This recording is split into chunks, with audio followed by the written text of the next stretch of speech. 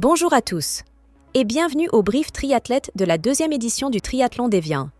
Je serai votre hôte tout le long de ce brief, afin de vous donner toutes les informations nécessaires pour préparer votre course. Si tu as des questions, n'hésite pas à les poser en commentaire. On y va?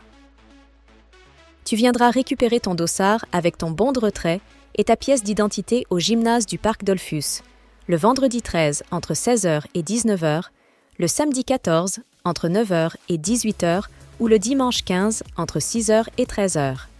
L'entrée du gymnase sera facile à trouver, il te suffira de passer sous l'arche « Retrait des dossards ». Avec ton dossard, tu recevras un sticker à coller sur ton casque ainsi qu'un tatouage à poser sur ton bras ou ta jambe gauche. Ce tatouage indique ton numéro de dossard. Il y aura également un sticker à l'arrière du vélo à coller. Sur la partie cyclisme, le dossard doit être visible à l'arrière. Enfin, tu devras accrocher ton transpondeur avant ton départ autour de ta cheville gauche. Celui-ci sert de puce pour calculer ton temps. Il est à conserver pendant toute la course et à rendre à ton arrivée.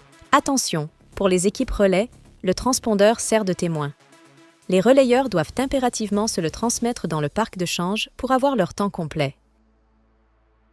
Passons maintenant à la partie natation. Les départs sont donnés au centre nautique d'Évian-les-Bains. Tu auras accès à la piscine extérieure du centre pour t'entraîner avant ta course. Tous les départs natation se feront en différé. En premier, le SAS Elite est préférentiel, suivi des courses individuelles et des relais.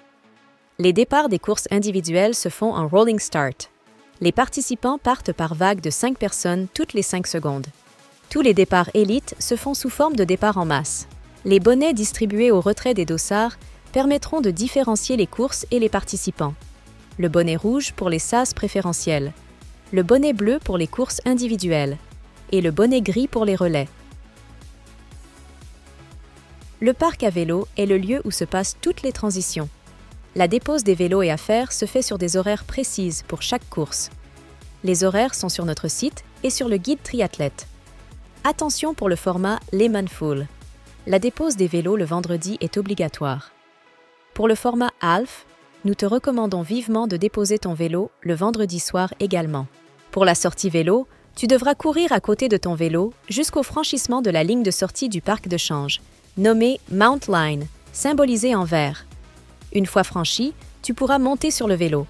Au retour, tu devras descendre du vélo avant la ligne de l'entrée du parc de change, nommée Dismount Line, symbolisée en rouge, et la franchir en courant avec ton vélo à côté de toi. Pour les courses du samedi, le Lehman Full et Half, je vous rappelle que des barrières horaires sont mises en place tout au long du parcours, notamment sur les passages de col.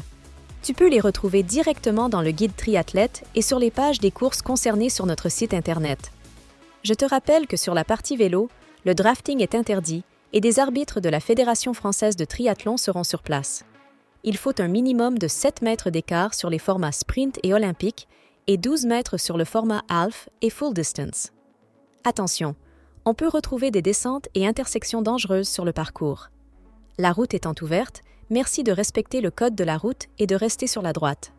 Tout dépassement doit se faire par la gauche. Je précise également qu'il est interdit de faire la partie cyclisme et course à pied torse nu. Place à la course à pied. Contrairement au vélo, le dossard doit être visible à l'avant pendant la course à pied. Pour tous les formats, la course à pied se déroule le long des quais. Pour les formats full distance et half, le parcours comprend plusieurs boucles. Tu recevras donc un bracelet à chaque tour qui te servira de repère.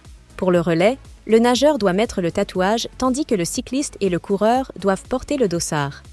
Pour le passage de relais, vous devez passer le transpondeur dans le parc à vélo sur votre emplacement.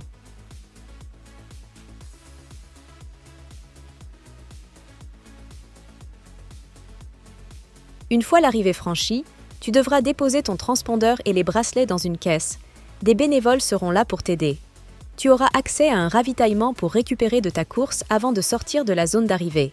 On te souhaite une bonne course, amuse-toi, prends du plaisir et surtout profite des magnifiques paysages du pays de Gavot.